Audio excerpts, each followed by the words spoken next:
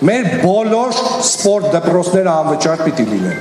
Մենք երեխայից գումար չպիտի վերցնենք իրեն ապագայում աշխարհի չեմպիոն կամ օլիմպիական չեմպիոն պատրաստելու համար։ Այսինքն մենք երեխայից փող ենք վերցնում, որ վաղը ինքը մեր քաղաքին ու մեր հանրապետությանը համբավ բերի։ Դա սխալ է։ Մենք չպետք է ունենանք ու մենք ունենք ծրագիր, որ 5 տարվա ընթացքում Գյումրիում չի լինելու տնական պայմաններում գոյատևող սպորտ դպրոց կամ վատ պայմաններում գոյատևող սպորտ դպրոց։ Բոլոր սպորտ դպրոցները ունենալու են միջազգային պրակտիկային համապատասխան պայմաններ, լավ մարզասրաններ։ Մեր մարզիչները պիտի ստանան արժանապատիվ ու արժանավայել աշխատավարձ։ Այդ համակարգն էլ մենք ունենք մշակած։ Գյումրին ճիշտ կառավարելու դեպքում, բյուջեն ճիշտ կառավարելու դեպքում այդ մարդկանց աշխատավարձը հնարավոր է ամեն տարի 15-ից 20%-ով բարձրացնել ու 5-րդ տարվա ավարտին ստանալ արժանավայել աշխատավարձ։ Պատկերացրեք, տղամարդ մարզիչ, այստեղ գենդերային տարբերություն չեմ դնում, բայց մեր տղամարդկանց շատ լավ ճանաչելով եմ սա ասում։ Տղամարդ մարզիչ, որը 78,000 դրամ աշխատավարձ է տանում տուն, այն պայմաններում եւ պարագայում, եթե մարզվող երեխա ունի, ու որպեսզի այդ 78,000 դրամը տուն տանի, 10 երեխայի 500 դրամ վարձը պարապելու ինքն է մուծում իր աշխատավարձից 5,000 դրամ, որ 73,000-ը տուն տանի։ Սա ամոթ է բոլոր իշխանությունների համար, բոլոր, թե նախկինն թե ներկա։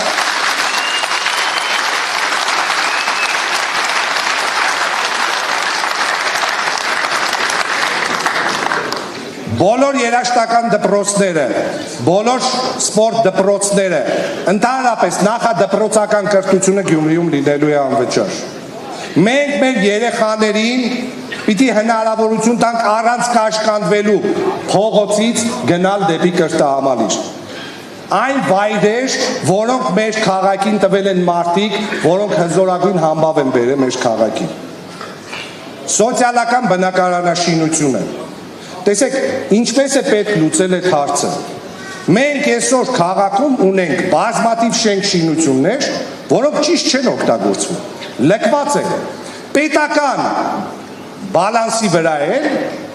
տասնամյակներով չեն օգտագործվում, մարդկային շունչ այնտեղ չի մտնում, շենքը քանդվում է, քայքայվում է, բայց մեր ժողովուրդն է տնակներում է ապրում։ Պետությունից պետք է այդ շենքերը տեղափոխեն համայնքի տիրապետության տակ։ Տեսեք, շենքեր ունենք, բուլվարային թաղամասում ռադիոտեխնիկայի շենքը, մանկավարժական քոլեջի շենքերը, այդ շենքերը վերականգնելուց հետո մարդկանց տների հարցը կարելի է սկսել ինտենսիվ լուծել։ Սա էլ է գալիս քաղաքի արդյունավետ կառավարման մասին թեմայի շուրջ խոսելուց, հա։ Արդյունավետ կառավարումը շատ կարևոր է, շատ կարևոր։ Բնակ ֆոնդի արդիականացումը։ Միանշանակ վերականգնելու ենք բոլոր պատշգամբները, կտուրները ու շքամուտքերը։ 58 տանի թաղամասում զարկ ենք տալու միջազգային կազմակերպությունների հետ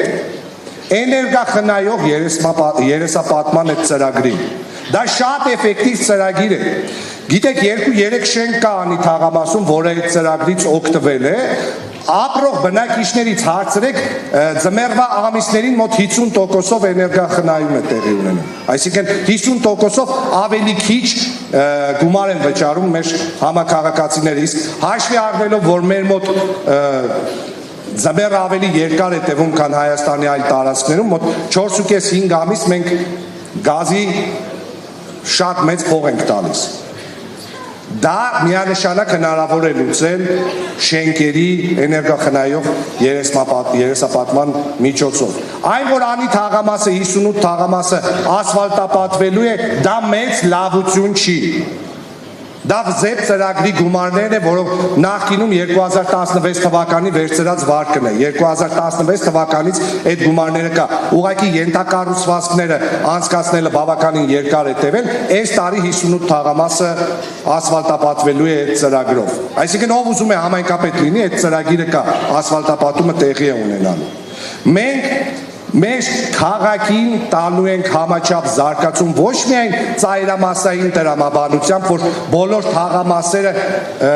զարգանան համաչափ կենտրոնի հետ, այլ ընդհանուր քաղաքին ենք տալու համաչափ զարգացում, որպեսզի մայրաքաղաքից հետ չմնա։ Տեսեք, մշակույթի, արվեստի մայրաքաղաքը այսօր 1000 տեղանոց դալիճ համերգային չունի։ Չունի մեծ պատկերասրահ, իսկ մենք ունենք փայլուն նկարիչներ, որոնք ցուցադրվելու տեղ այսօր բառից բուն իմաստով չունեն։ Խոսում են ազգային մարզադաշտ կառուցելու մասին։ Ու էլի հերթական անգամ խոսում են, որ այդ 40,000-անոց մարզադաշտը պիտի կառուցել Երևանում։ Ինչի Երևանում։ Եթե դուք ուզում եք Գյումրին զարգանա,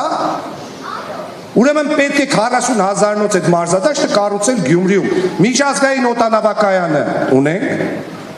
այս ճանապարհը հյուսիս-հարավը չարչրկված,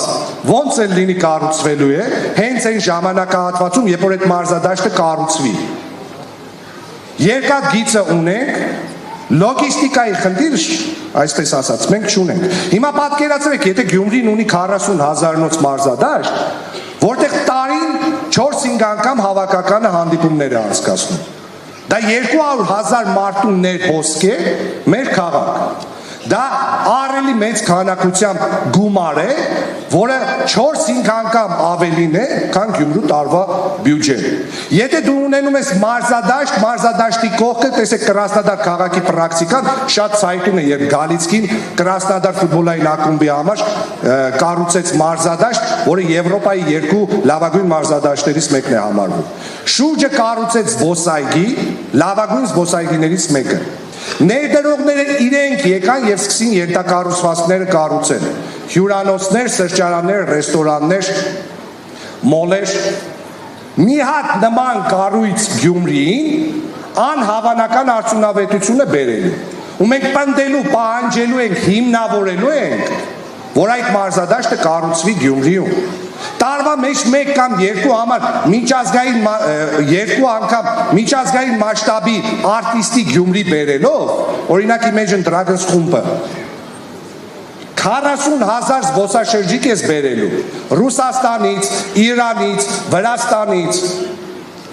Դա նշանակում է, որ քաղաքը 12 ամիսների ընթացքում մարդկային այնպիսի մեծ ներհոսք է ապահովելու, որը շատ լուրջ գումարներ է բերելու Գյումրի։ Մեխանիկորեն զարգանալու են մնացած բոլոր ոլորտները։ Անվտանգային հարցերը։ Քաղաքում վստահաբար մենք լուծելու ենք թափառող շների հարցը։ Ու լուծելու ենք ոչ թե սպանդի միջոցով, այլ ելի լուծելու ենք միջազգային կազմակերպությունների հետ համագործակցելով, գրանտեր բերելով, տեղում կենտանասերների հետ ստեղծելու ենք մի համակարգ, որ մեր քաղաքում անվտանգ իրար կողք ապրեն եւ մարդիկ եւ կենտանիները։ Շների պոպուլյացիայի դեմ է պետք պայքարել։ Ճիշտ արված ստեղծումը, ճիշտ արված պատվաստումները, ճիշտ ստեղծված կլինիկաները եւ կացարանները այդ հարցը լուծելու են։ Մենք, այո, ճիշտ է ասում։